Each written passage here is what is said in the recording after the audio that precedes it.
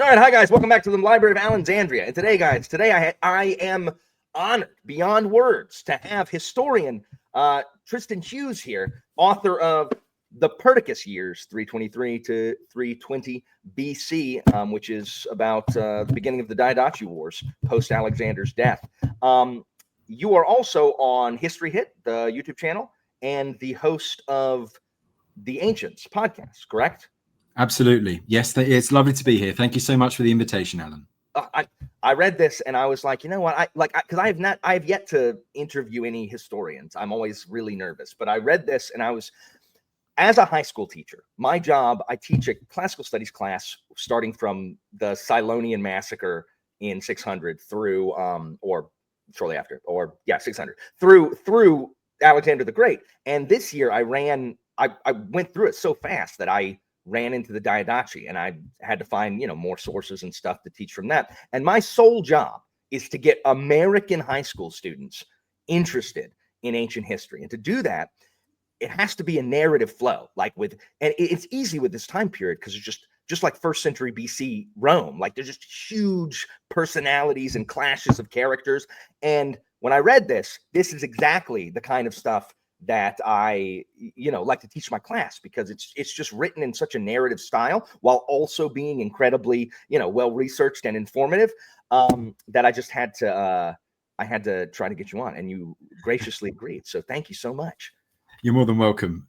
Yes, and I agree with that kind of narrative style, because actually one of the key books that got me into the successors was a similarly narrative account, and that was by a brilliant professor and someone I've interviewed a couple of times over the years for the Ancients, James Rom, and he did Ghost on the Throne. Ghost on the Throne, yes, so good. But he did it very well. In one of the biggest things, I think, kind of like what you were saying there, one of my main aims was basically to make more people realize just how extraordinary a time period this is. But there are so many different names. There are, in fact, even though we don't have too many sources, in the sources we do have, like Diodorus Siculus, particularly for the earlier years, he mentions so many different events happening in the immediate aftermath of Alexander's death.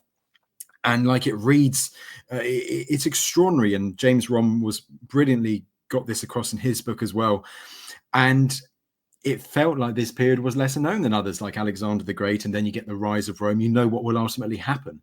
And so wanting to bring this period of what seems like, a lot of chaos, a lot of activity, a big geographical area in the aftermath of Alexander the Great's death, and try to convey that, like, how extraordinary it was, to everyone, and get people more interested in that. And I think, having talked to scholars in this period, in this area as well, there certainly does seem to be a big increase in people learning more and finding out about the Diadochi and the Diadochi, or however you want to say it, the successors. And when people start reading about it through books that are easy to read, or listening to podcasts, whatever, they're just like, someone needs to make a movie series out of this or something like that, because Thank you. Yes, absolutely. I think that the Sicilian expedition would make a great movie, because they have that overland mad dash for survival at the end. Would make great cinema. But everyone's too focused on redoing Troy and Thermopylae. It's a bunch of that.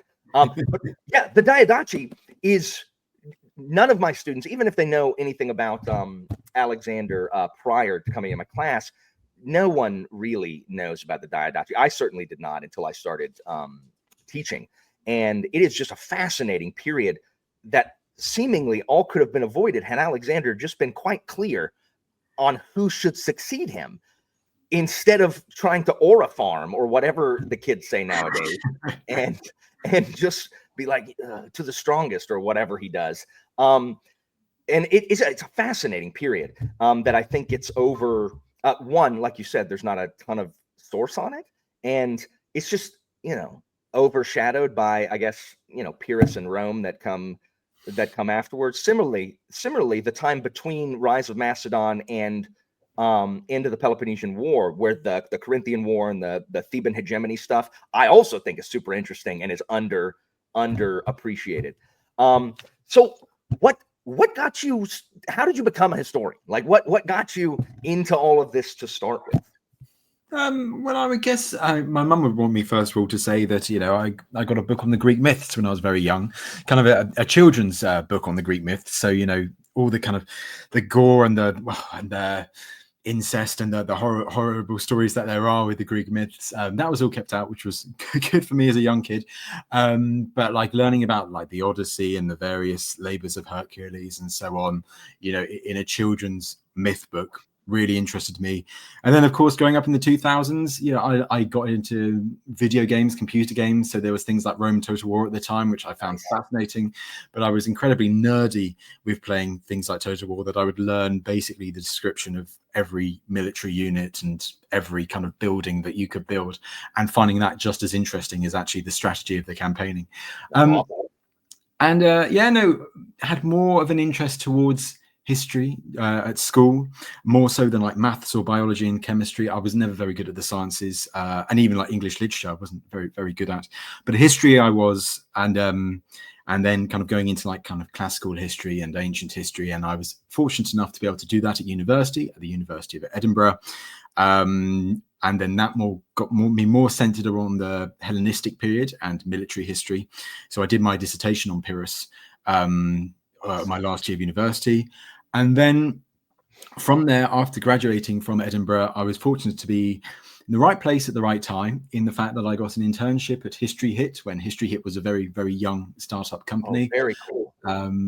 Rose through the ranks there over the years, like seen it through lockdown, and History Hit's in a very, very successful, very, very kind of large, expansive realm now with the various podcasts, the TV channel, the YouTube channel, social media, and so on. So I was able to grow with that. And then they gave me the opportunity to do things like the Ancients podcast. And so that became a big part of my life. So interviewing all these various different scholars from different, focusing on different particular areas of archaeology, ancient history, prehistory, which is the best part of my job by a mile. Like that, they give me their time to do these interviews, and it's been wonderful to see how many people love listening to them. And on the side of all that, I got the opportunity a few years ago now, to write a book on the successors, which I'd always wanted to do.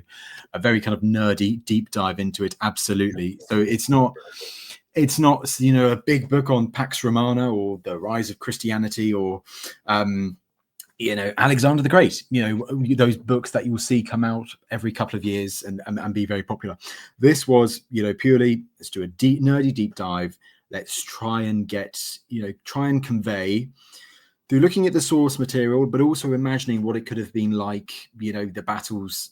I go into some battles where we only have like one line or two from Diodorus, but it was kind of a mix, it's a public history book with scholarship in there, a book for the everyday reader to get interested in this period, but also if scholars who read it and want to learn a bit more about the sources and my interpretations of stuff, they can read that as well in the endnotes.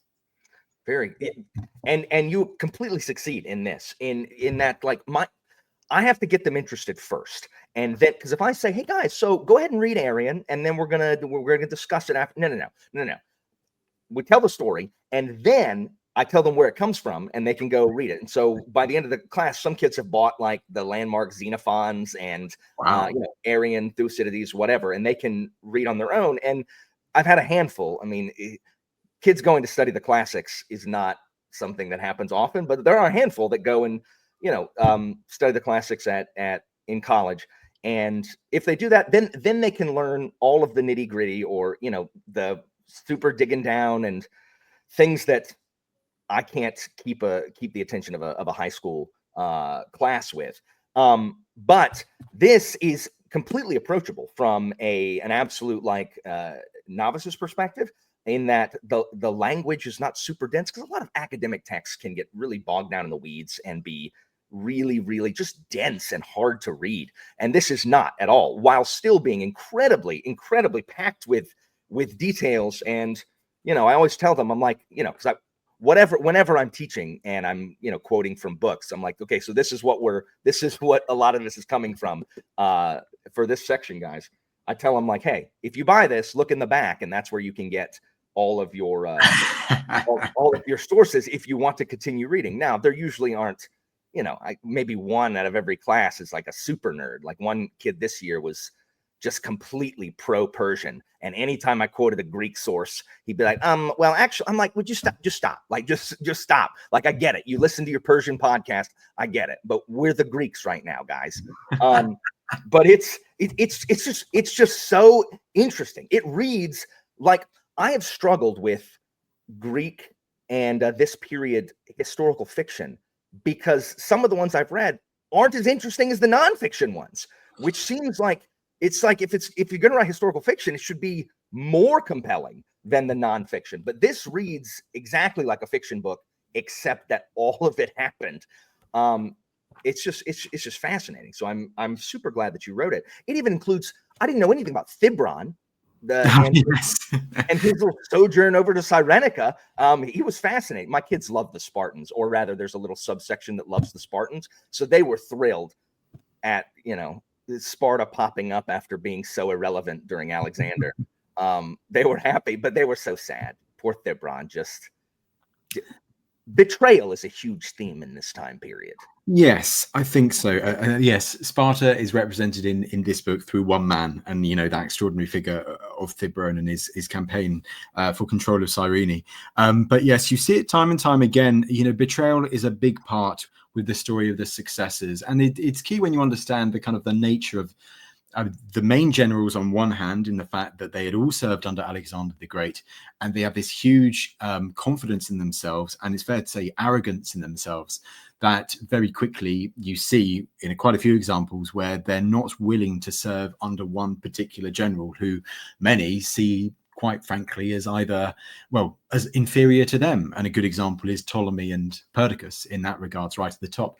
But you get it as well with Eumenes and the challenges he faces during these early years with other lieutenants like Neoptolemus and Alcetas, who are, other generals who have played big roles in the early years following Alexander's death. But also the fact that there is a lot of money going about. There's a lot of bribery going about in certain cases where generals, rather than wanting to risk losing their lives in a big battle, they will simply send over an envoy to one of the generals on the other side very secretly and say, look, if you betray X in the coming battle, then we'll give you Y, we'll give you control of this province at the next settlement, at the next division of what was Alexander's empire. So it is a repeating theme. And with Thibron, of course, with mercenaries, you get the case with Thibron that there's a fellow mercenary commander, Monasicles, and it seems very much that they had disagreements on how to run the show. And once again, you see him betraying Thibron, and you get that huge going back and forth for trying to take control of this incredibly rich and prominent city in what is today Cyrenaica, eastern Libya, near Benghazi, Cyrene. Yeah, that's the bribery is the attempted bribery in the story of Eumenes, especially. How many times do those people try to bribe the silver shields to just just get rid of Eumenes? Like, get rid of Eumenes, bring him over. Like Antigonus tries, Ptolemy tries, Seleucus tries. They all try, and they stand firm until the baggage train. Well, because I'm kind of researching the second book at the moment, and I've recently been studying. I haven't got to the baggage train in the Battle of Gabine yet, but when he is in Cilicia, which is today around southeastern Turkey area, Silifke, around that area, that you hear of, as I said, these attempts by other generals to kind of go to the commanders of the Silver Shields, and it is more the commanders rather than the soldiers themselves, to kind of convince them to then go to their soldiers and say, or just quite frankly, to go outright and assassinate Eumenes. Yeah. There is a sense, once again, that kind of arrogance and that confidence coming through. This idea that they had served with Alexander to the far lengths of the known world and further, and now here they are having to be subordinate to Eumenes in an army.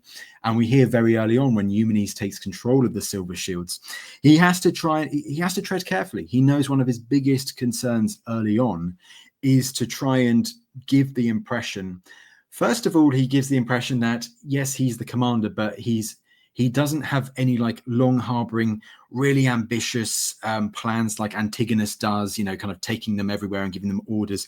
He's kind of a reluctant commander-in-chief, and he'd been appointed by the kings to kind of say, look, I'm here, but only because I'm doing it on behalf of the kings, only because I have to be here. I won't be taking you here, there, and everywhere for my personal achievements.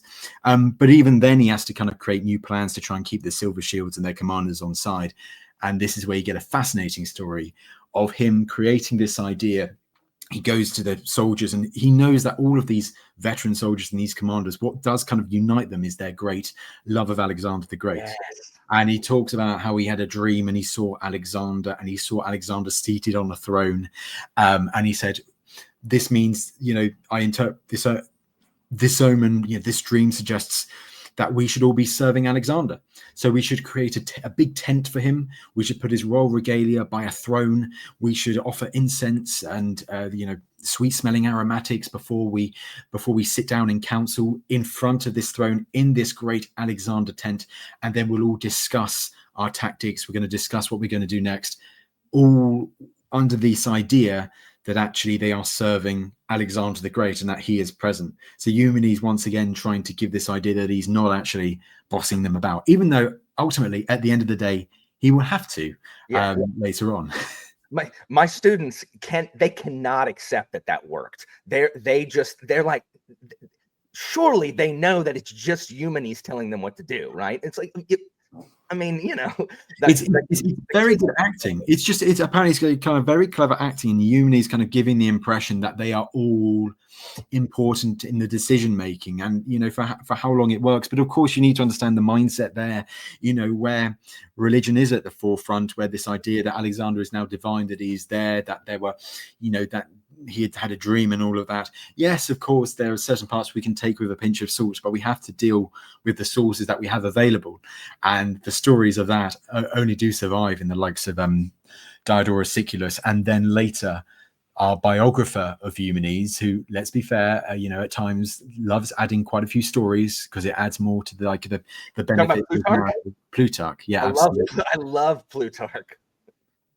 Plutarch is better with the Romans than the Greeks, okay. From what I've heard. But like with the Greeks, yes, he likes quite a few stories, but he's still a valuable source for the successors. Yeah. So for those who don't know who Eumenes is, for any history novices here, Eumenes is a Greek in this court of the Macedonians. Here, he was he had grown up as Philip of Macedon's secretary. And chief scribe secretary, and then he had that same job with Alexander until he was late in India. He was given command of some cavalry. Yes, and so he's a Greek. And this is we're not in the Philip era where being seen as Greek was now we're in the fact that the Macedonians see themselves above the Greeks instead of Philip's desperate desire to be treated as an equal. And so they don't want to listen to some little scrawny Greek who apparently looked younger than he actually was. So he's just little Eumenes. Well, we get the fact. I mean, Edward Anson has written a brilliant book about this, about basically talking through the story of Eumenes, and a Greek amongst Macedonians is how he titles it. But he makes the good point that I think it's very much true, that most of the Macedonian soldiers weren't too fussed with the fact that Eumenes was a Greek and that he wasn't he wasn't a member of the Macedonian elite. I think it is the commanders who seriously have that kind of great arrogance and pomposity. That for instance, the commanders of the Silver Shields, this idea that they are not being that they're being ordered about by someone who was not a member of the Macedonian nobility. So there is definitely a sense of superiority there. I think that's also reflected in the first successor war when Eumenes has to deal with betrayal from one of his comrades who actually belongs to a royal family from an area which is now in northwestern Greece, a man called Neoptolemus. And also with Perdiccas' brother, who just outright refuses, makes up some rubbish excuses, saying that he can't. They'll rebel. They'll completely desert and go over to Craterus or Craterus if yes, I can't help you. I can't help you. They'll desert. Exactly. So I think there is certainly that kind of that hostility, that animosity, that sense of superiority amongst the generals. I think with the soldiers themselves, I think, knowing who Eumenes was, particularly the Macedonians and how he'd served with Alexander the Great, I don't think that it was as strong.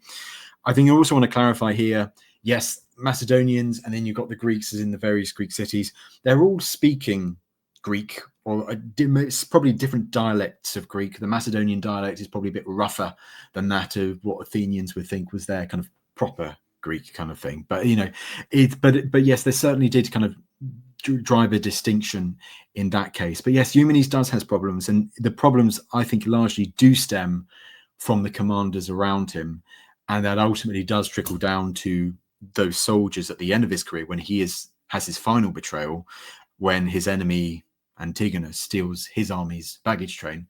But that in the end, I don't think it's, although I think there's a slur saying that he is because he's Greek, simply because the enemy had taken the baggage train. They wanted their baggage back, so they hand him over. But yes, it's poor Eumenes betrayed so many betrayals that he pulls out of, like in the battle over there in the Hellespont. All of the Ionians and all those coastal states turn on him, and he still beats Neoptolemus and Craterus.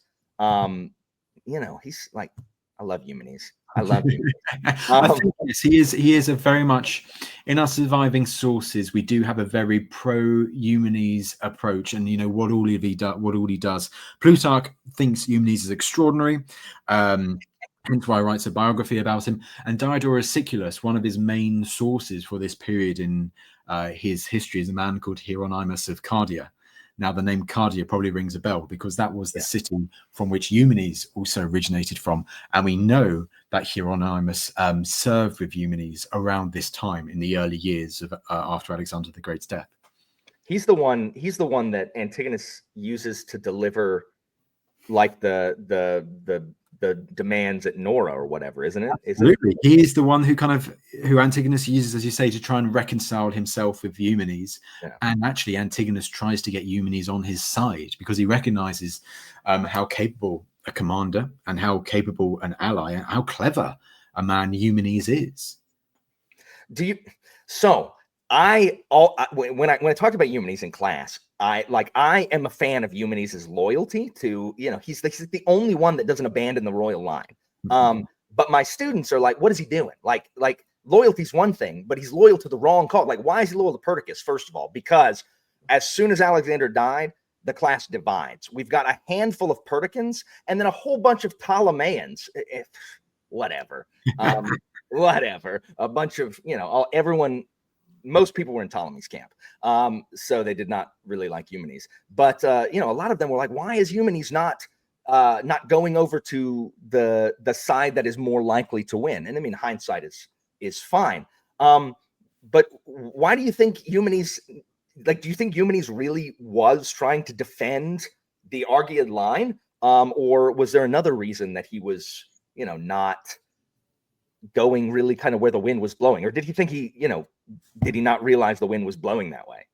He certainly uses that in his speeches, from what I can remember, like saying, I'm representing the royal line, and that I think that has quite a lot of resonance, particularly with the elite Macedonian soldiers that he will ultimately command with the silver shields. Early on, I do think that his kind of unwavering loyalty to the Macedonian royal line is absolutely exaggerated in the sources. Early on with Perdiccas, I think, quite frankly, until it all starts unraveling for Perdiccas, where he's fighting on several different fronts, Perdiccas he's got the strongest army. He's got he has got the richest part of the empire as well. Until the outbreak of the first successor war, he is by far the dominant figure. He's recently won successes in what is today Eastern Turkey, defeating that warlord Ariarates and Cappadocia, and having control of the kings as well, being in contact with Alexander the Great's sister. And I think Eumenes, at that time with Perdiccas, he is high up in Perdiccas' council. So I think he sees that as being a good place. And I think he has a clear thoughts that, Perdiccas, with the wealth, with the manpower, with the strength that he has in the empire at this time, and let's also be quite frank, quite a lot of the commanders that will rise to prominence in the years following are serving Perdiccas at this time. Python's a good example, another of the bodyguards of Alexander. Seleucus as well, or Seleucus as well, who will become much more prominent later. He's still serving Perdiccas at this time. In fact, he's Perdiccas's number 2, it seems like, from the sources. But it's only when things start going horribly wrong for Perdiccas in Egypt, and then Antipater starts making gains in Asia Minor, that you start realizing, oh, hang on, yeah, there are issues there. I think there's also another thing with Eumenes is you have to realize that Eumenes, when he's with Perdiccas, there is a long-standing animosity between Eumenes and one of the protagonists on the alternate side of that first successor war, which is the old viceroy Antipater. And this all stems back to kind of events in his home city of Cardia with Antipater. I'm pretty sure Antipater is backing a rival in command of that city. So I feel that there probably was a bit of distrust between Eumenes and Antipater anyways, which kind of forces Eumenes to keep fighting that fight. Is that Hecatairon? Is that who that is? I can't honestly, quite frankly, because there are so many names, I can't quite remember the name of that other figure who was high in Cardia, but is the supporter of Antipater. I think he appears at one stage as a diplomat or as an envoy, but I can't quite remember his name. But I think what makes it quite clear that Eumenes is not completely wedded to always serving the faction that is supposedly, serving the royal family is actually when Antigonus and Eumenes start fighting each other. Perdiccas is now dead. Antipater's gone back to Macedon. This is about 319. There is a time when Eumenes actually decides, you know what, I'm beaten and I will join with Antigonus. And he kind of accepts that reconciliation. It's only because he receives an extraordinary offer from Polyperchon of money, of manpower, of basically becoming the chief figure east of the Aegean. And this is backed by Olympias, right? Yes, exactly. And Olympias as well, which he does have a friend. That's another good point to highlight. Olympias, who's Alexander the Great's mother. There does seem to be a personal friendship between Eumenes and members of the royal family, which we mustn't discount. So perhaps that also has its importance. But I'm just thinking of the practicalities of it. This is a time where it's difficult for these generals to survive, and you've got to pin your colors, to the right mast. I do think it is kind of him ultimately siding with the royal family, is partly to do with that friendship, but is largely to do with just the extraordinary offer he's ultimately given by that new regent, which is the man of Polyperchon, which basically makes him commander-in-chief, access to treasuries, so much money, access to the elite silver shields, the ability to hire a huge army with which he could really rise to prominence and challenge someone like Antigonus in Asia. Yeah. When he's trapped in Nora, he's Antigonus and him try to sort it out after they hear that Perdiccas has bid it in Egypt. Poor guy. Like the elephant idea was so good and yet so terrible. Like the blocking the flow of the Nile with the elephants. Like, why wouldn't it be better to do that than with horses? They're bigger, right? But clearly he was not a civil engineer who did not understand that the bottom of the Nile is not concrete. And it is an extraordinary story, isn't it? And just for context that you've highlighted there. So yes, of course, Perdiccas invades Egypt with the royal army, which includes at this time Indian war elephants. Yes. And Perdiccas' main aim when he's invading Egypt is to depose Ptolemy and to retrieve the body of Alexander the Great, which he has hijacked. Yes, exactly. Which he has hijacked. But to be fair to Ptolemy, he knows that actually that's almost his last opportunity before Perdiccas becomes too powerful. If Perdiccas got that body back to Macedonia and then oversaw the burial of Alexander the Great, he marries into Alexander's family. He's got Alexander's mother there. He's got the 2 new kings, including Alexander the Great's son. Perdiccas would all have all of these symbols of legitimacy with him when he reached Macedonia that he would basically, I think the plan was, and I think it's a plan which is influenced by Eumenes, who was one of the advisors of Perdiccas at the time. He would have essentially become the new king very quickly.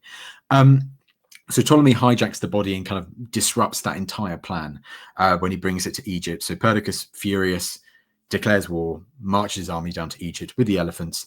But of course, the big natural problem that he has is to cross the River Nile. And, Ptolemy's built forts along the eastern branch of the Nile to prevent that happening. Perdiccas, he can't cross, and then he's forced to go further south towards that deeper part of the Nile opposite what is near present-day Cairo, the ancient city of Memphis, which was Ptolemy's capital at the time. Alexandria was not yet his capital.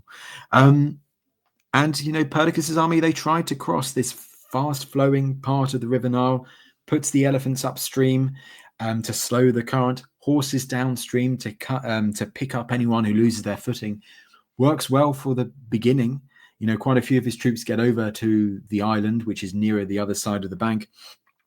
But then, as you say, the elephant feet, kind of all the loose sediment beneath the water, it gets disrupted by the elephant's feet, and then that causes the water level to rise because the bottom of the Nile gets lower at that point. And so all of a sudden, the speed and depth of that current gets bigger and bigger again. And the soldiers can no longer cross. Many get washed away and to be eaten by crocodiles. Well, yes. What Diadochi says, he calls them river-dwelling creatures. So crocodiles, yes. Hippopotamuses, I don't know. Oh my gosh. Yes, but the big thing is, they're eaten alive. The bodies, they can't. These Macedonian soldiers, they can't retrieve the bodies, and that's a huge thing. If you cannot retrieve the bodies of the dead and give them the proper burial rites, you have failed as a commander. That is one of your things as a commander at that time, is that even if at the end of a battle, you should be able to oversee the burial of your dead. That was also a mark of victory, quite frankly. Eumenes does it even after Eumenes loses a battle. It's another Plutarch thing, I believe, and it's once again trying to show how brilliant it is. He somehow kind of circumnavigates Antigonus's army chasing him, manages to get back to the battlefield, quickly oversees the burial of his men who died in the battle, and then runs away. Kills the traitor too.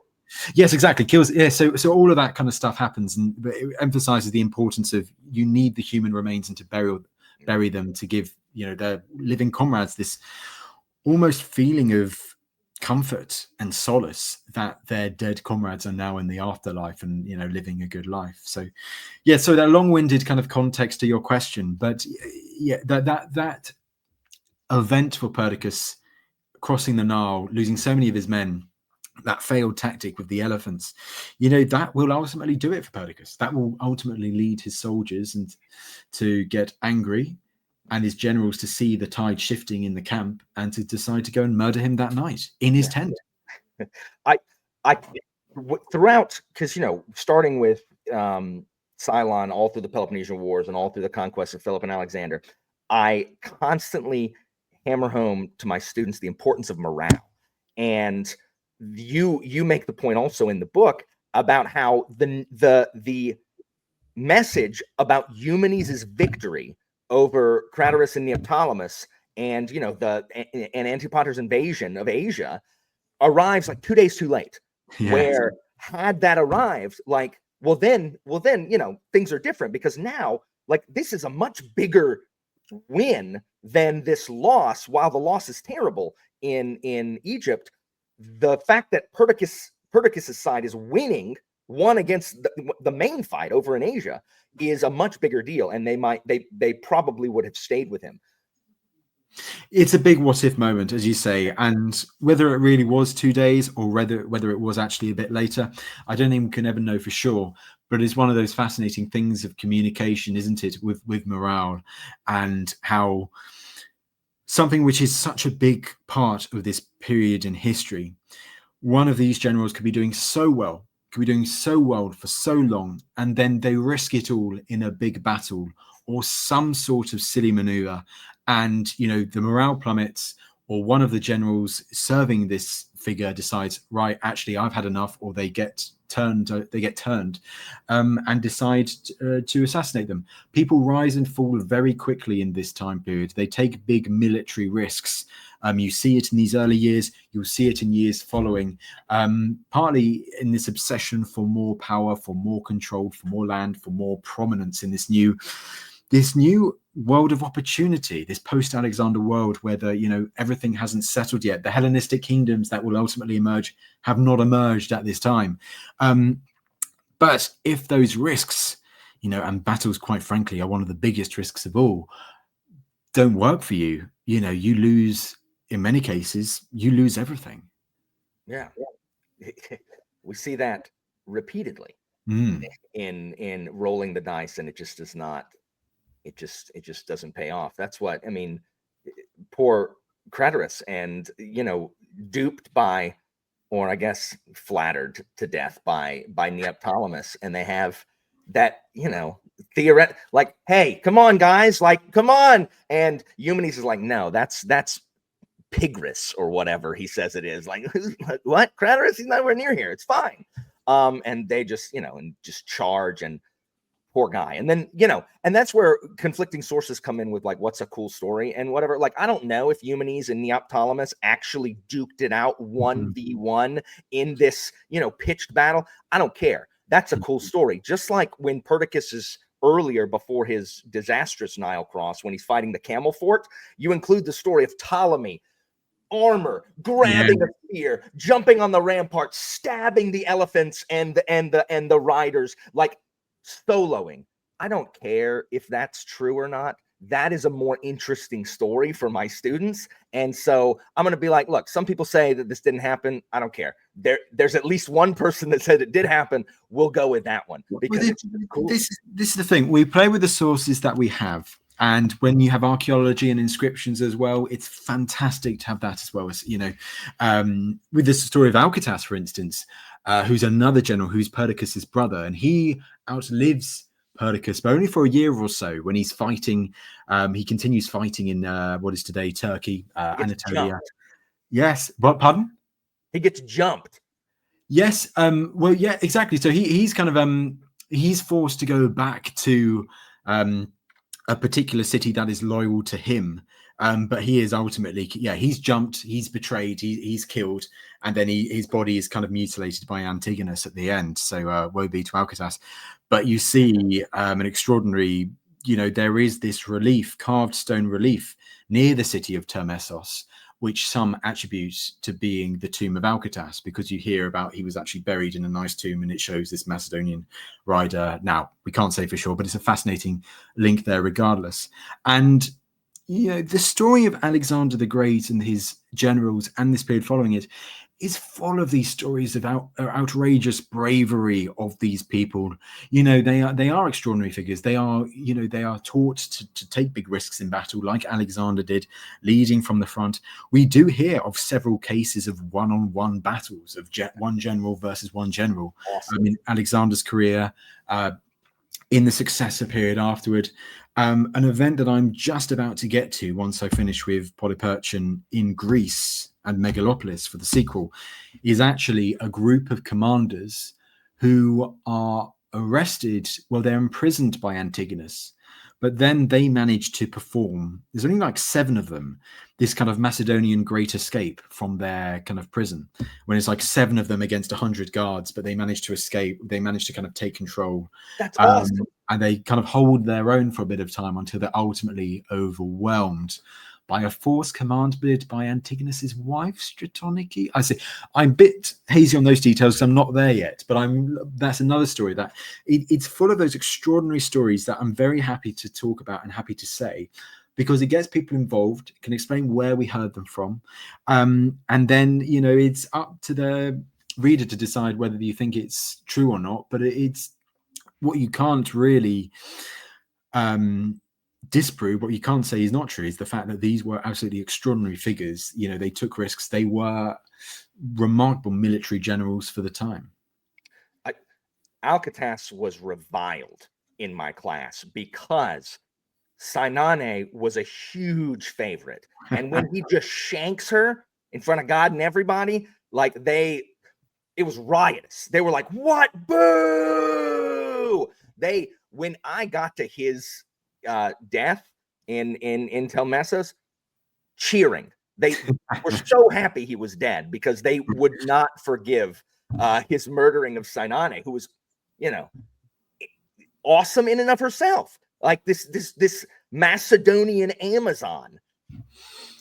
Yes, no, exactly. It's kind of, using the word Amazon quite loosely, but to describe, very independent, accompanying the men on the battlefield. That's the idea you get from Polyaenus and the sources that count her story. And then this remarkable venture by her in those immediate years after Alexander's death. We focus a lot on the generals, but actually the women attached to Alexander's family, whether it's Cannae, his half-sister, whether it's his full sister Cleopatra or his mother Olympias, they are extraordinary figures at this time, and they all have to act, because if they don't act, they are going to be used by one general or another, because they have that link to the royal line. And that is what certain generals like Perdiccas, like another figure called Leonatus before him, who dies very early on, so he doesn't like what they want. And I think there is very much this idea by these women of surviving for themselves, surviving for their families, and attaching themselves to the figures that they think will most likely gain success in this kind of great struggle for prominence following Alexander's death. And with Cannae, it's an interesting one that, she has a teenage daughter, and she thinks the best way to do it is I can raise a small army in Macedonia. I've got the royal links. I know I've served with the army in the past, so I know that many of these veteran soldiers have a lot of respect for me. And also I'm a member of royalty, so I'm sure no one would try to kill me, kind of thing. So then she goes to Asia Minor to try and marry her daughter to one of the kings, one of the new kings under Perdiccas's thumb. But as you say at the end, Alcetas, when he brings an army to try and stop her, and the key thing there being kind of stopping her in his tracks, not fighting her, but to have a show of force to try and make sure she doesn't go any further with this plan. Yes, at the end of the day, decides to kind of cross his Rubicon of killing her in the sources. And it enrages the Macedonian soldiers when they see that he was willing to do that, to kill a member of their beloved Alexander's royal family, kind of going too far. And it backfires completely, with them escorting, quite frankly, because they fear what Alcetas would do, Cannae's daughter to the camp to marry the king, Aridaeus, who I won't say his name because that's too many names at this time, of course, but it's an extraordinary story, and it shows that figures like Alcetas, they have clear missteps, or portrayed as very clear missteps in the surviving sources, and you get a sense that whereas some of these successes are regarded as being very clever, you're meant to really admire what they do and to understand they're very cunning, very ambitious, very powerful. Quite frankly, some of the others who are not as powerful, you get a sense that they're just incompetent, that that they're not going to last it in the long run. Yeah. I think that's the case with Alcetas. I think it's all, with this kind of arrogance as well with Eumenes. I think it's the case with Polyperchon. And quite frankly, I think some would argue it's the case with Perdiccas as well. But that is kind of the bias in some of our surviving sources, in the fact that Ptolemy is a big influence on the writing of some of these accounts. And he does, part of his deal is to demean Perdiccas where he can. So all of that stuff comes into it. Yeah, my students, they were mostly Ptolemaians.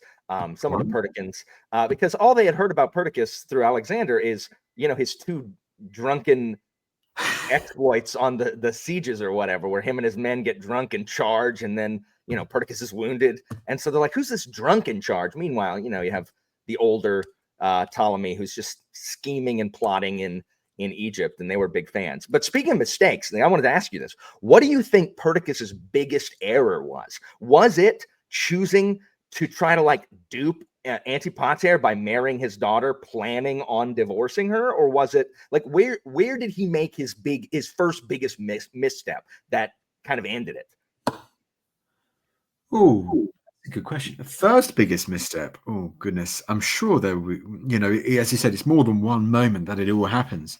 Yeah. But I do think it really does start to unravel with the murdering of Cannae. And how that kind of reveals to the others, including at this time Antipater and Craterus, who I mean, Perdiccas had effectively signed up to like kind of a big three idea that they were ruling the empire between these three most senior figures in the empire. Because let's not forget, despite how Ptolemy tries to portray Perdiccas in the surviving Alexander histories, Perdiccas was more senior in Alexander's circle than Ptolemy ever was. Perdiccas lasted longer in Alexander's inner circle than Ptolemy ever did, but Ptolemy does certainly try to rewrite history and to try to lower the importance of Perdiccas in Alexander's account, in Alexander's story, in the accounts that we have surviving in Arrian's Anabasis and so on. I do think the murdering of a member of the royal family, although not directly by Perdiccas, the fact that it was done by his brother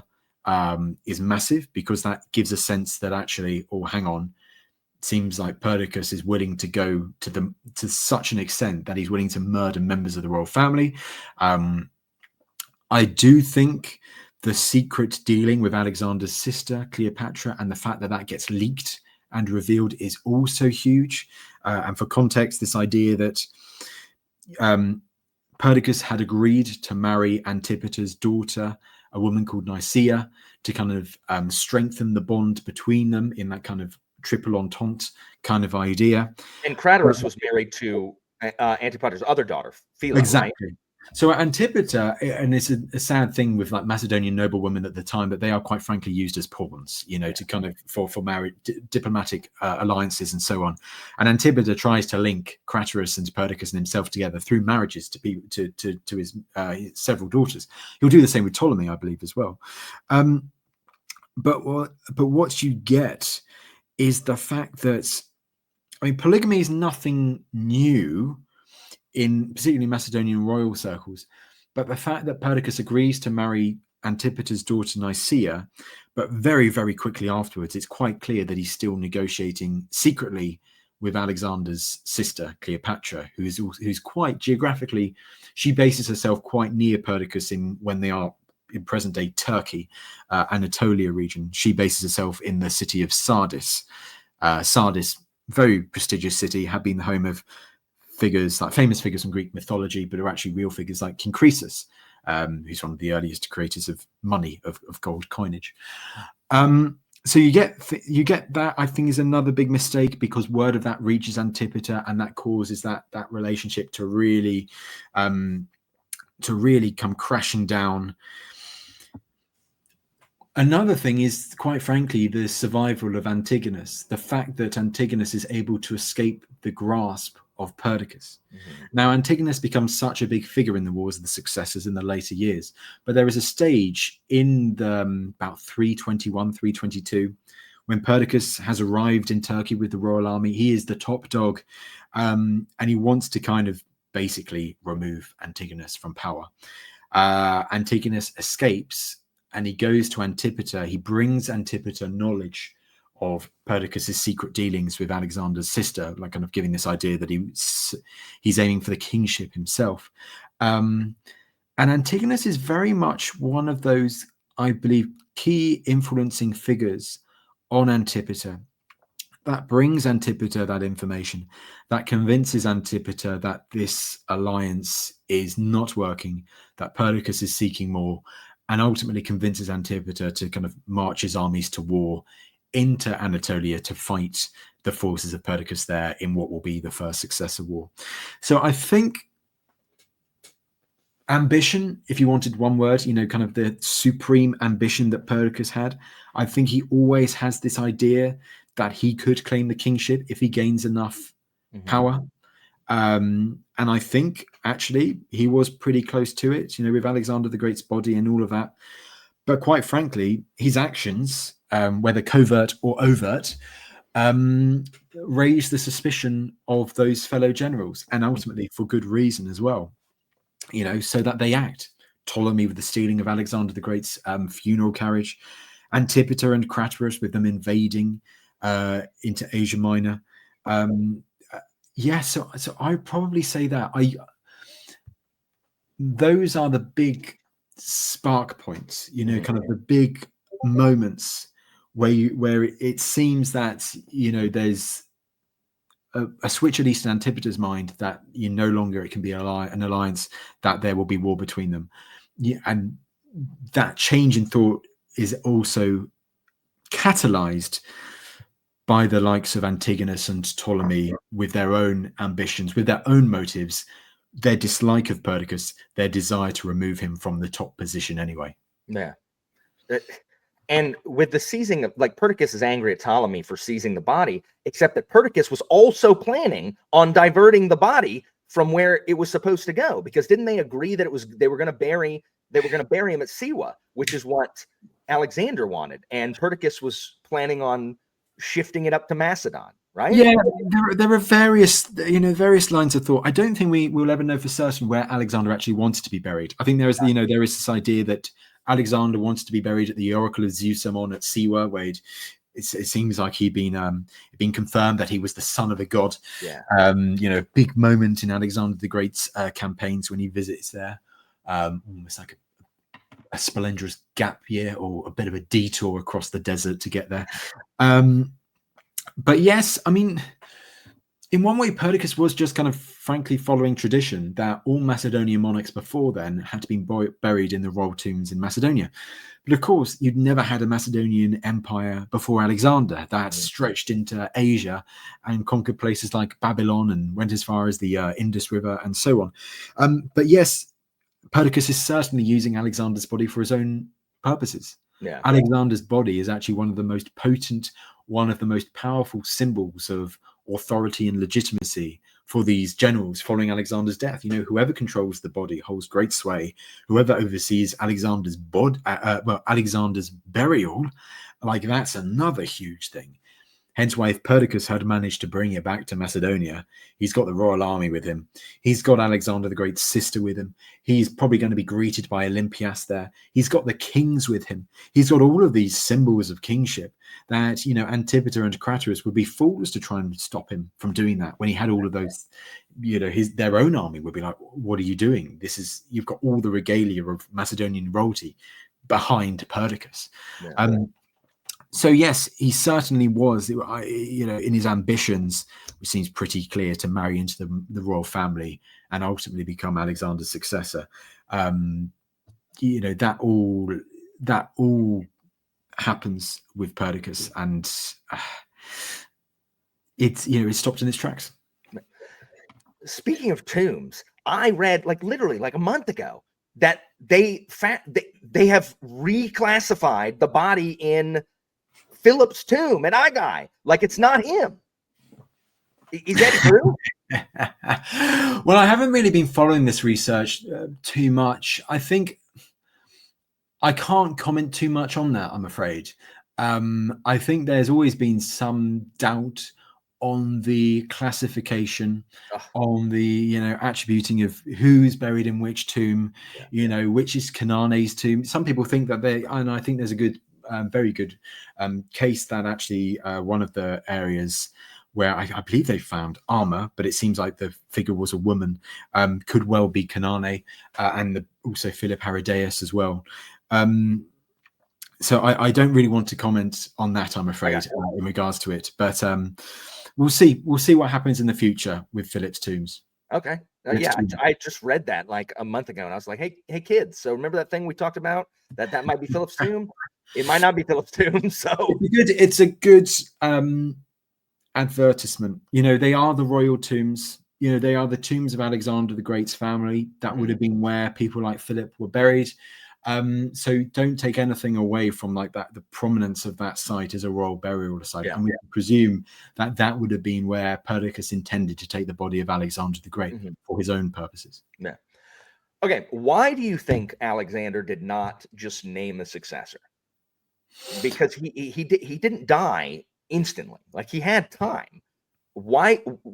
Do you have any speculation on why he just didn't name a successor and thus perhaps forestall some of these successor wars?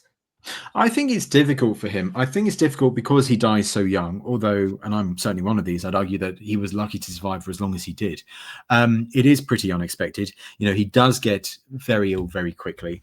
There is also quite a lot of mythologizing around Alexander the Great's death. Of course, you have the famous words "to the strongest" that he supposedly says. But of course, well, certainly in my opinion, that is hindsight added to Alexander's story at a later date when they know what's going to happen next. Also, the fact from our most reliable accounts of Alexander's death that he was mute when he ultimately dies.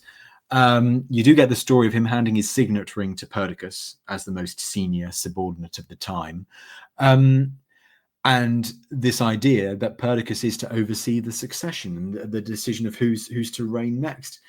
It's difficult because, he does have one son, but that son that he has is illegitimate and he's about 5 years old and he's in Western Turkey at the time, a figure called Heracles. Spoiler, Heracles won't survive to adulthood. He's knocked off in a few years after this as well. Of course, he has his wife, a Bactrian wife. So Bactria is Oxus River Valley, so Amu Darya River in present-day Afghanistan, a bit of Uzbekistan as well, I believe.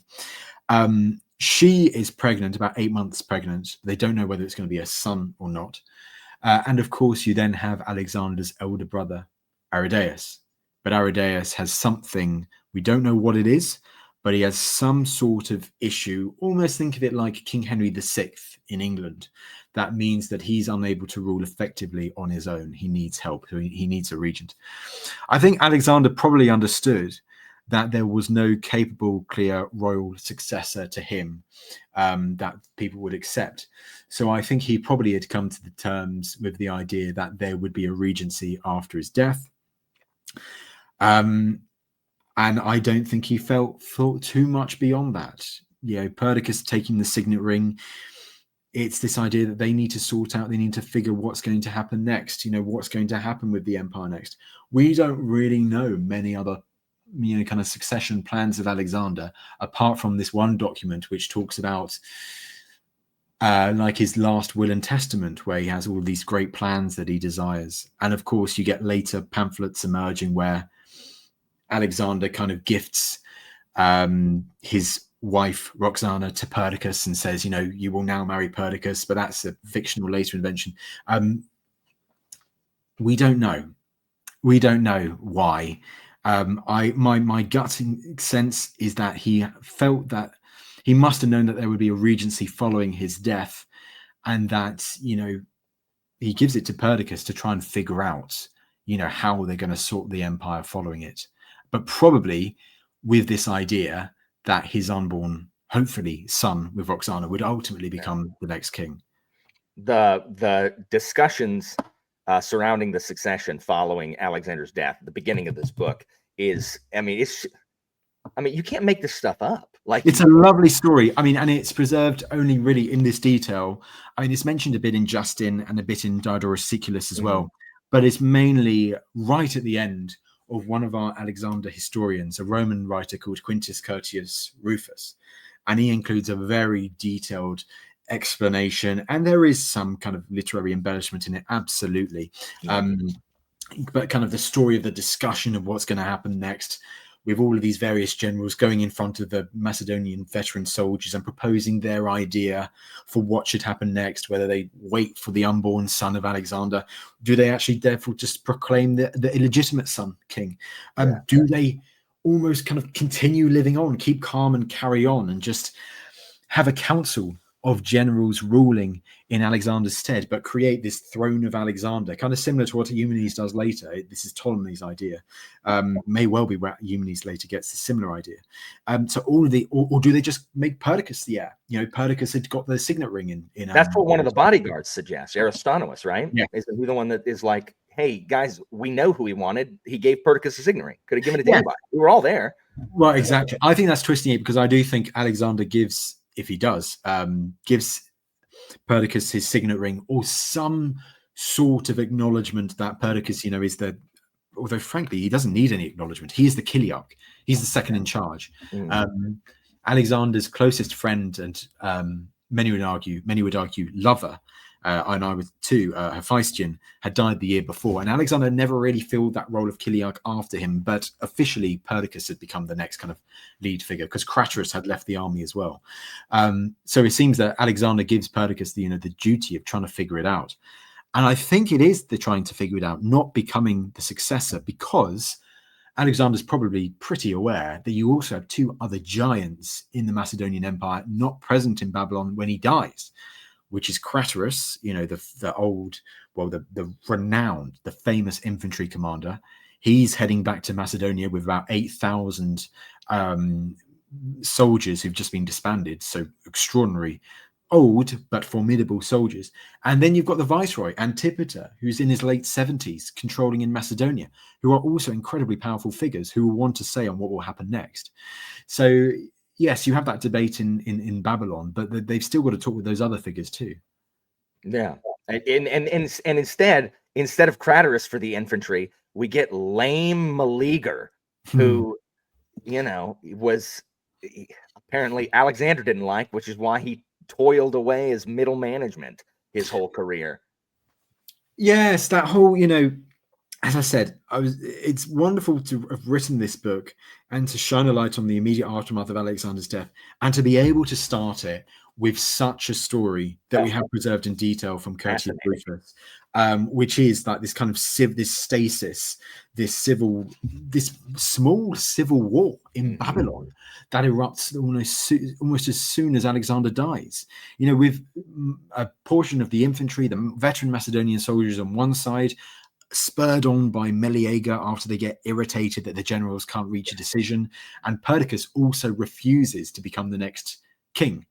He refuses to take the kingship when the infantry say, "Oh, please, why not take it?" Aristonus's his proposal actually has some favor, but Perdiccas knows it's a poison chalice. So you have the infantry on one side, spurned on by Meleager, who decides, right, we're just going to take matters into our own hands. And then you have the generals led by Perdiccas and Ptolemy and the like. You think of Perdiccas and Ptolemy as enemies, but for this one time in Babylon, they're almost kind of united. They kind of align with each other because of the more pressing threat of this infantry revolt you have, the Macedonian veteran soldiers revolt. And it gets to a point that within roughly 48 hours of Alexander's death, give or take, Alexander's body's still in the royal palace where he dies. So this is, the early 10s of June, 323 BC. And the cavalry, they're called the cavalry, the generals and, a few of their bodyguards, their supporters, retreat, some 600 of them, I think we're told, retreat to the room where Alexander died, a big royal chamber in the palace, bolt themselves in with Alexander's body.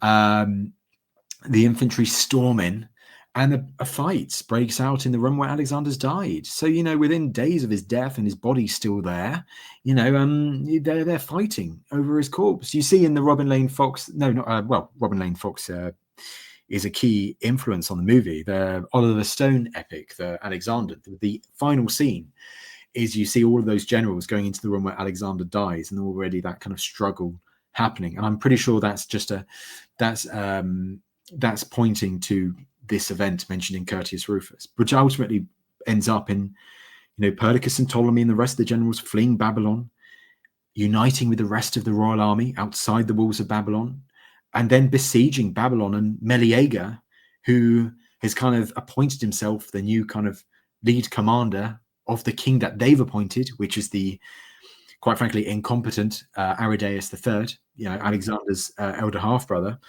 And for a few days there's a kind of there's a standoff between the two until they're finally reconciled.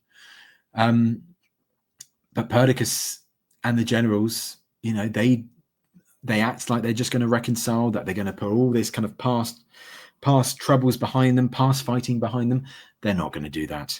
They're not going to let themselves be pushed around by Meleager, as you say, this middle man, this middle-ranking infantry general who had never risen higher than that in his career. You also mentioned this story that he wasn't liked by Alexander. There's a supposed story where, yes, he's not berated, but he's kind of told off a little by Alexander. He's mocked by Alexander when Meleager tries to mock Indian princes and Indians trying to honor Alexander. And Alexander doesn't like that mocking by Meleager.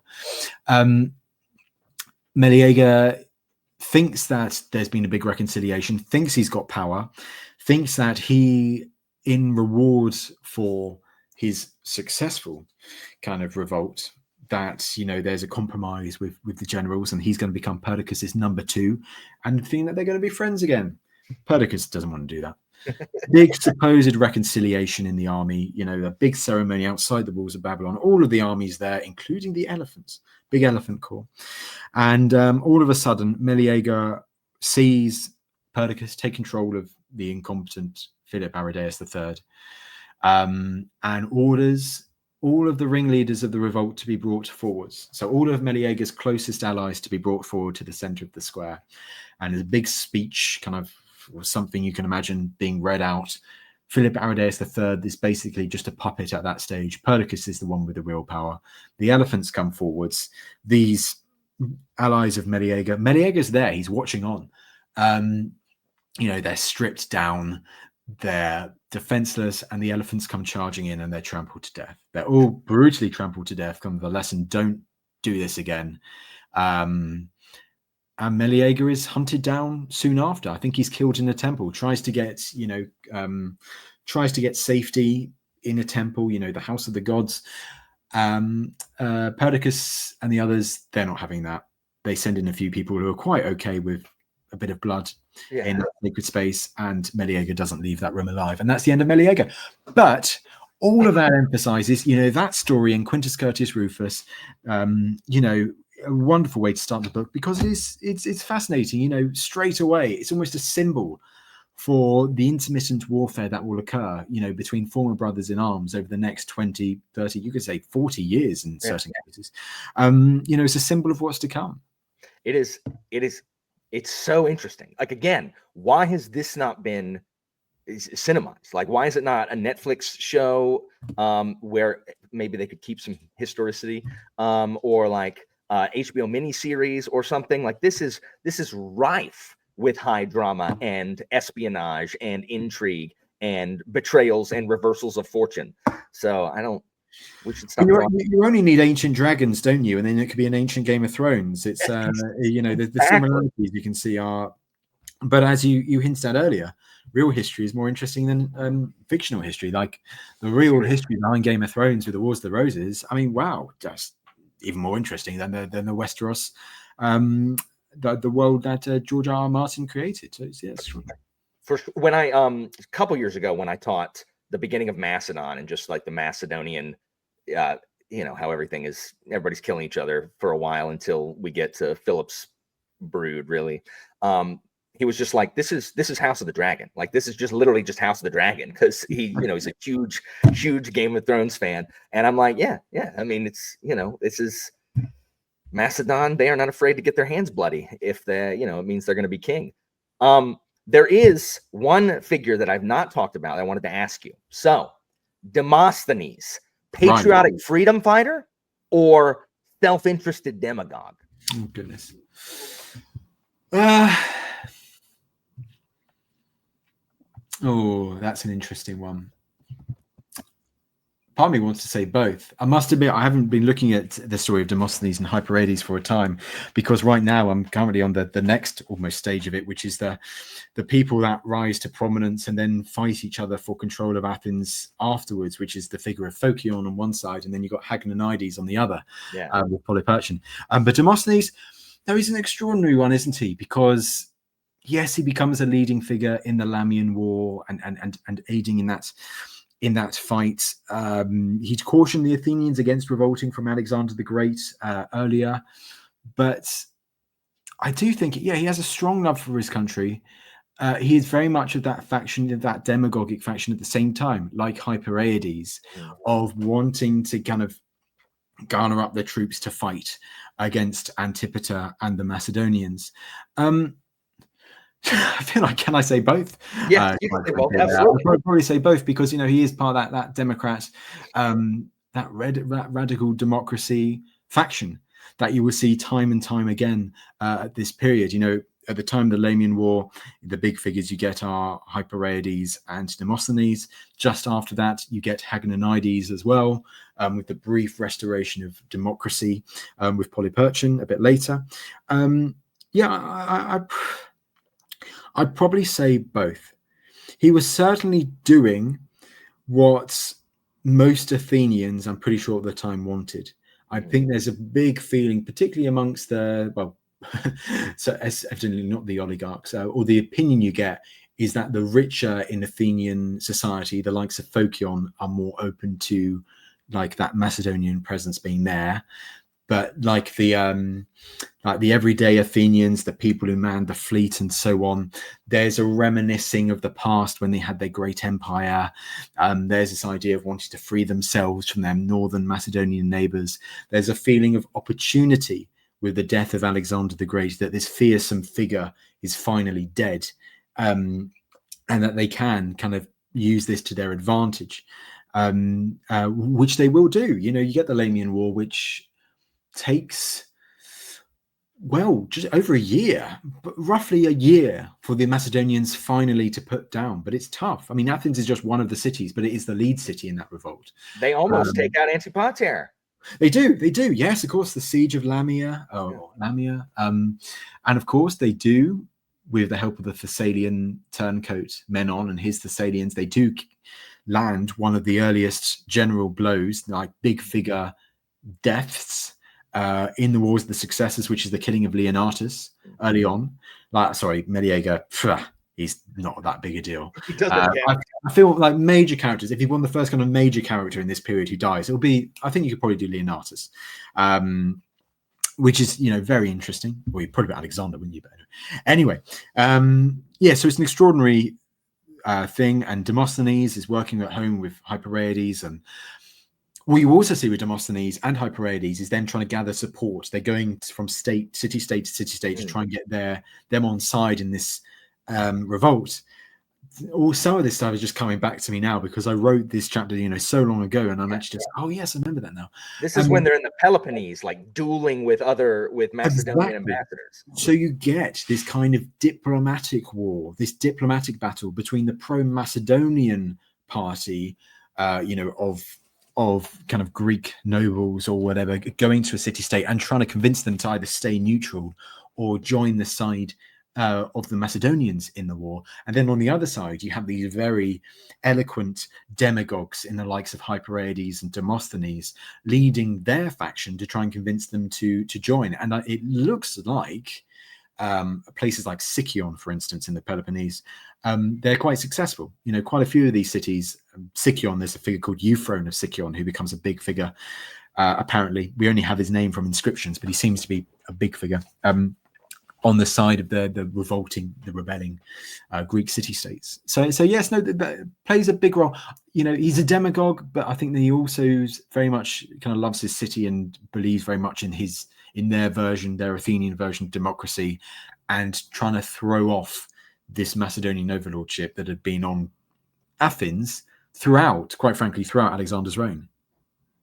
Yeah, Demosthenes. A lot of my students, they love the underdog story of, you know, his speech impediment and the training montage with the rocks in the mouth and screaming at the sea, and then he just keeps getting Athens in trouble, and then they turn on him. And you know, when he runs away at is it Chaeronea he runs away at? He runs away in one of the battles with Philip or Alexander, and the story where he faints in front of Philip is one of their favorites, where he's just overcome with terror because he's actually got to face the guy that he's been insulting in these speeches. But yeah, I like you because you deal with the death, the exile, death of Demosthenes, him fleeing, and Antipater sending like the bounty hunter. How does one become an ancient bounty hunter? Like, how is that even done? The Archias of Thurii, I always find it interesting because Thurii is one of the prominent Greek city-states in southern Italy. It's near Crotone today. I always like it whenever we can talk about the Western Greeks as well, because their story, I've literally got another screen. We've just finished an episode, sorry, complete tangent, but interesting regardless. That's fine. On Paestum and like kind of like the Greeks of Magna Graecia or Magna Graecia in southern Italy and Sicily. And it's fascinating that we can bring them in a little bit to this story with a figure like Archias. But no, he just seems to be, this bounty hunter kind of figure, almost kind of this assassin, this figure who was good at hunting people down. But he also is, quite frankly, he's an agent of Antipater. We hear of him a bit later as well. escorting one of Antipater's sons to the camp of Perdiccas in Turkey, Iollas, with this proposal of a marriage alliance between the two, which will be the marriage of Perdiccas and Nicaea. And of course, but most infamously, we hear of Archias, and I think it's Plutarch, it's the end of Plutarch's biography on Demosthenes, hunting down those demagogues, those leaders of the Athenian resistance who are sentenced to death by Antipater, he's tasked with hunting them down and bringing them to Antipater. We hear he does it with Hypereides, who he finds very quickly, and Hypereides is portrayed as like the most hateful figure of the Macedonians. Like he is, I think it's fair to say, he is even more vehement than Demosthenes.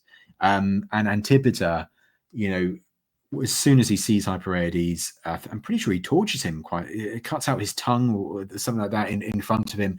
So he has a bloody death, Hypereides, and is then disposed of. So Antipater has no regard for Hypereides at all. And Polyperchon will do something similar as well a bit later with another figure. And also Cassander as well. Like when one of them goes up to Macedonia a couple of years later, they'll just completely. One has his son killed in front of him. The figure called Demades has his son killed right in front of him, and then he's taken off to be killed as well. So you get these brutal stories of Athenian statesmen going to the presence of a Macedonian and being brutally murdered. So where's Hypereides? Demosthenes, of course, escapes that fate because Archias is there, but Demosthenes takes poison, supposedly in a reed. I think he has like a stash of poison or something like that he has at his disposal, and he kills himself rather than knowing.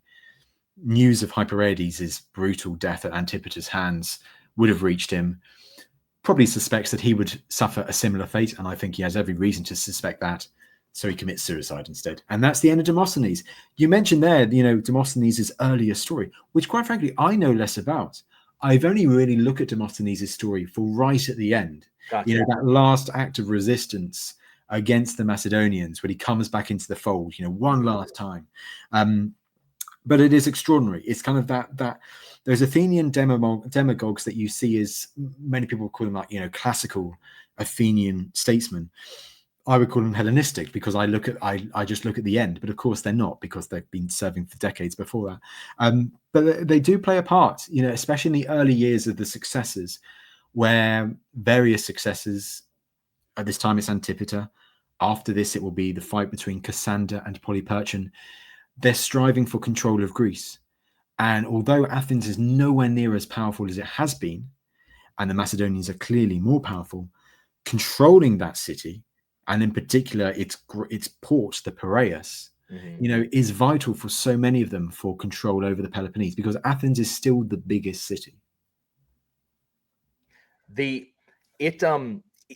seems like even though in the first successor war, things are kind of falling apart, it still seems like things are being slightly held together by the old men, by Antipater over here in Macedon, and then old man Phocion here in Athens. And then once they are dead, it just seems like everything just tanks, because it just doesn't seem like there's any old, because Craterus is, he's one of the older ones too, but he's dead by that point.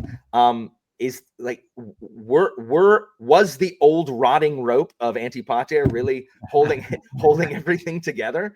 Well, Demades would want you to think it, wouldn't you? That's what he says. So context here.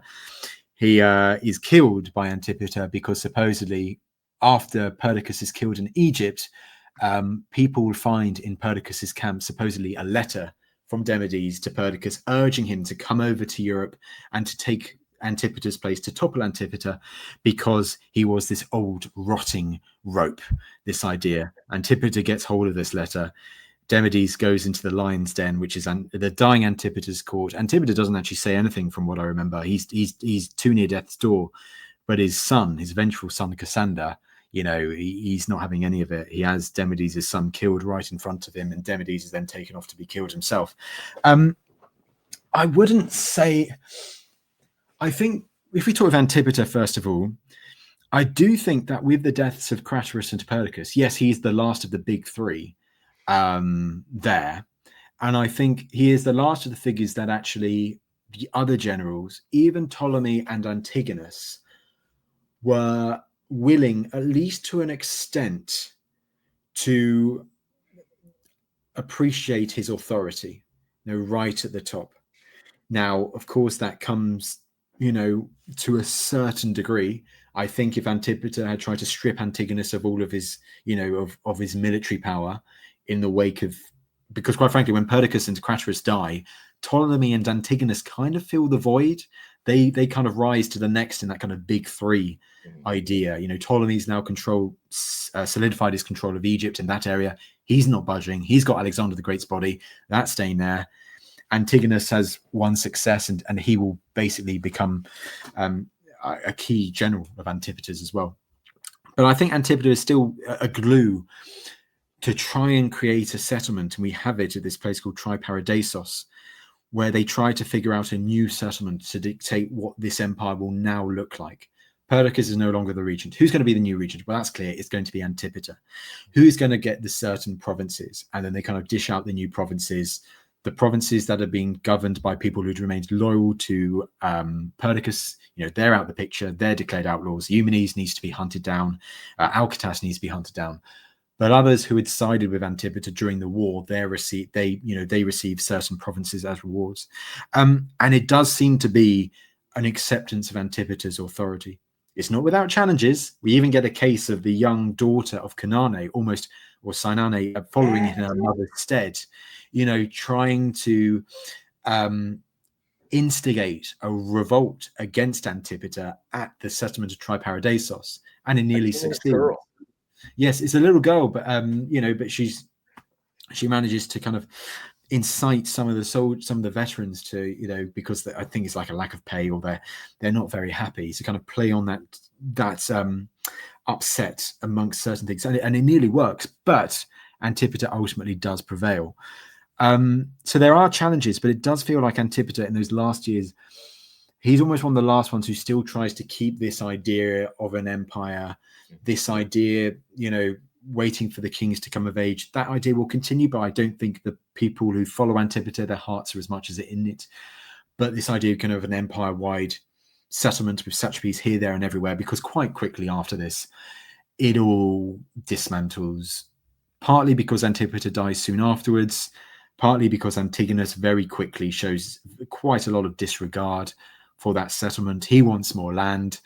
And Polyperchon as well. He kind of, although he is the successor to Antipater, he realizes, because Cassander, Antipater's son, is not happy that he's not become the new regent after him.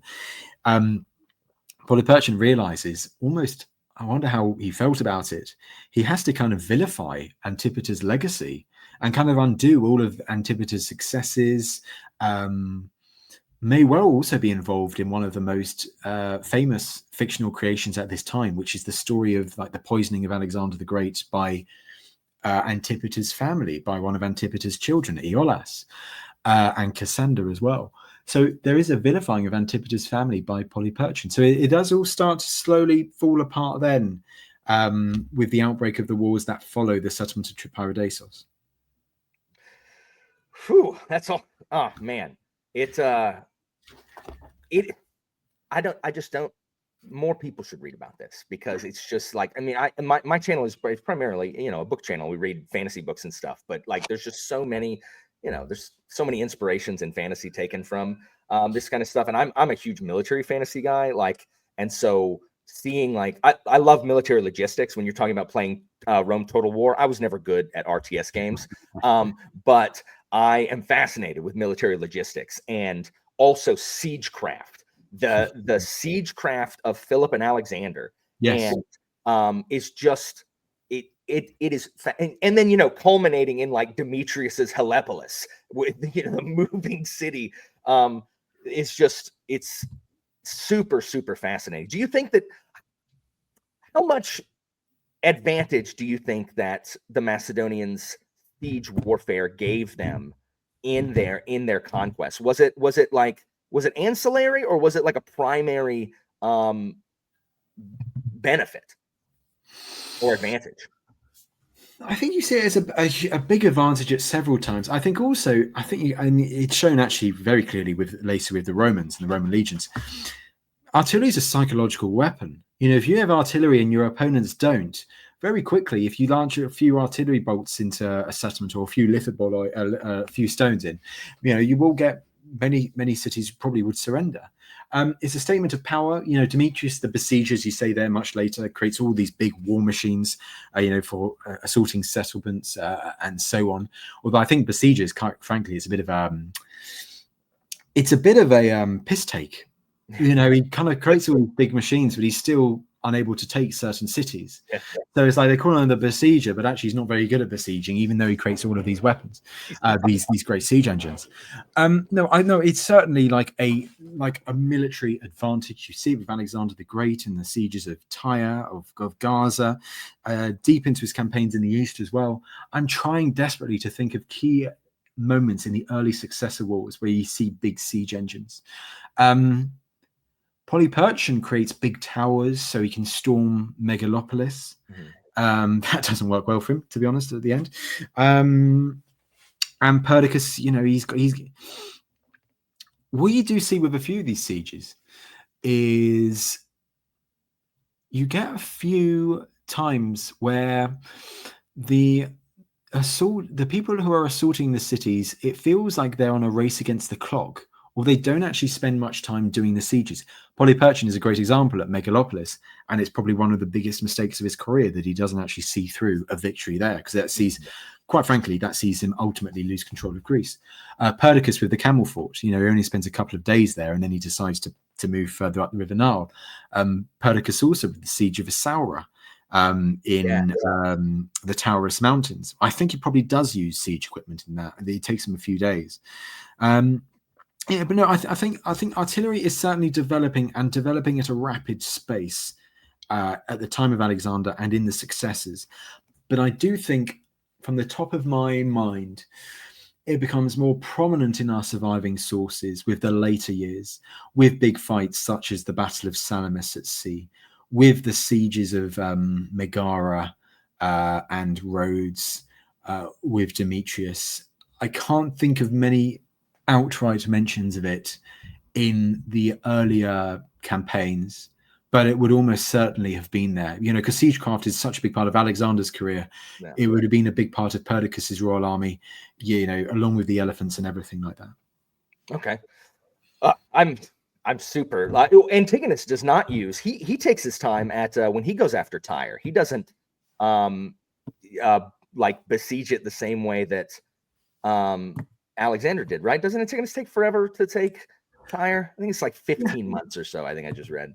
Yes, and is it cutting down all the trees of Phoenicia again? That always seems, you see all these various different successes. They always going to Phoenicia to try and raise a new navy, because of all the wood for the navies. I'm not at Antigonus, Antigonus' siege of Tyre yet. I'm looking forward to getting there, I'm still on Eumenes and Antigonus. But a quick word. Sorry to diverge, but you mentioned Phocion earlier, or Phocion. Yes. And I realized I didn't mention it. I'll mention it quickly before I let you carry on. Phocion is, kind of he's portrayed in Plutarch as, the anti-Demosthenes and anti-Hyperides. Plutarch almost portrays him at the end as like, he loves Athens, but he sees the common sense of staying true to the Macedonians. Plutarch does very much kind of make Phocion look a bit better than he actually probably was. I think there's more of a sense now. Do you know the story of Pétain in Vichy, France in World War II? So Pétain was a French leading general in the First World War, one of the one of the most important generals of the French in World War One. Bit of a hero, but he's much older at the beginning of the Second World War, and he basically follows the Nazi regime when it takes over France. So he kind of becomes the head of Vichy France. So he is very much vilified because of that. He's not leading the resistance. He was leading the part of France that was allied, basically a client state of Nazi Germany. And it feels that Phocion engages more in kind of Pétain style diplomacy, that he aligns himself with the Macedonians. He doesn't really want to fight the Macedonians in the Lamian War. He's against it. he does ultimately lead troops out and fights against a small kind of raiding force of Macedonians, because once again, trying to with Plutarch with this idea that he is loyal to Athens and what they decide. But later on, his star really falls when Polyperchon, when the oligarchy of Antipater, led by Phocion, which was instated in Athens after Antipater defeats the rebels in the Lamian War, when that oligarchy falls, when it's seen it's unpopular, Phocion is supposedly one of the generals of Athens, but it's quite clear that he starts kind of doing actions against the will of the Athenians. So he's supposedly one of the generals, and the Athenians want him to, when Polyperchon announces this edict that, you know, cities like Athens will have their exiles restored and will get their old forms of government restored, like, which in case was basically the removal of the oligarchy. Phocion is tasked with kind of storming the Macedonian garrison, getting rid of a Macedonian garrison which had been installed in Athens. And he delays, he dithers, he doesn't. This is with Nicanor, right? This is with Nicanor, exactly, in the Munichia and the Piraeus, the port. Piraeus the port, and Munichia is the fortress overlooking the Piraeus. But Phocion puts it off, he dithers, and it's quite, you know, kind of the excuses, kind of lame excuses, saying, I don't think Nicanor will attack Piraeus and stuff like that. But it's actually, you know, it is quite very much, it seems he's thrown his lot in with Nicanor and hoping that the Macedonians, Cassander basically comes over and saves him. So I think we have to be careful with the portrayal of Phocion. Some people love him. Some people think he's an extraordinary figure, and he's an extraordinary figure. But I do think there are elements of, you know, kind of aligning with the Macedonian, you know, kind of being their contact in Athens, kind of cozying up to the Macedonians. It is kind of Petan-style diplomacy, but that only lasts so long as the Macedonians are in charge. You know, once their star falls, you are straight away, you know, kind of the figurehead of a treason of a traitor, and he is ultimately killed. He's ultimately sentenced to death, and drinks hemlock like Socrates did when the Democrats take back control of Athens. Except that he has to arrange for him, the guy, to buy more. Even in Athens, a man can't even die without paying for it. That you know it very well. Absolutely. Is that a Plutarch? Is that a Plutarch thing? Yeah. You know, when the executioner has found out that he doesn't have enough hemlock for Phocion and his comrades, who have also been sentenced to death as traitors, and he refuses to buy more unless Phocion or his comrades pay him. And then Phocion decides, as you say, pay the man, then fine, pay the man. And as he said, you know, even in Athens, you know, I can't die without this happening. It's an extraordinary tale, and like he's then forced to be buried outside the walls of Athens and everything like that. His memory is later, he gets a more positive memory, but it takes some time. You know, at the time he's vilified. Is it Plutarch that gives him the name the Good? Is it him that calls him Phocion the Good?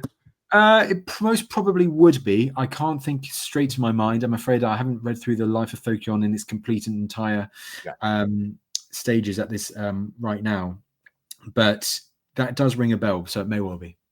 Well, Tristan, it's been an hour and a half, and I don't want to take up a bunch of your weekend, but thank you so much for joining me on this channel. Guys, down in the description, you'll see a link to The Ancients and History Hit if you're not subscribed to both of those. And also, if you are interested in post-Alexander the Great stuff, right here, like, this is a fantastic beginning text for where you don't have to have a whole lot of like backloaded knowledge, other than the fact that, you know, Alexander the Great is a thing. But Tristan does a great job in walking you through it, and it is more interesting than most like fictional stuff. And I'm so excited for book 2. I'm so excited for book 2. Is that soon? Is it not? Slowly and steady, my friend. Like the publisher, my publisher, Philip Sidnall and Peninsul, they've been very, very patient with me because, you know, my day job is History Hit, sure. And quite frankly, doing writing for this, it means like a little bit every week. So I might do a bit after this interview. I might do it tomorrow morning when I get some time. But I'm several chapters in. got a bit more to do with Eumenes and Antigonus, but yes, getting to that next stage. You know, you said it's just the first 3 years. It's just the years, spoilers, of Perdiccas. And it starts with the quite funny date of Alexander's death actually being the beginning, which felt good. But no, I am doing the sequel slowly but steadily. And I look forward, like the artwork has been done a bit in advance, but I wanted to show I am getting through it and I want to do it. And, it's wonderful to do interviews with people like yourself who are really looking forward to it. And it will come. It will come. I promise. Where is it going to? Where does is the second book going to? Is it the rough thing? I don't know how much I want to give it away. Let's say another kind of climactic end. Okay, cool. We have, cool. Yes. All right. Well, thank you so much. Also, if you just search Tristan Hughes on YouTube, the top one is it's an agree to disagree. Him and an Oxford scholar deciding that talking about were the Spartans the best army, or did the Trojan War really happen? And Dr. Roll craps on it. Yes. He craps on it. Like, let the Trojan War have happened. Like, let the Trojan War have happened. Let us enjoy things. But it's a really good video. I watched that right before this thing. So again, thank you so much, Tristan, and everyone else. Make sure you subscribe to all this stuff, and get into history, and tell your friends, because it's super exciting stuff. So thank you so much. Thanks, Alan. All right.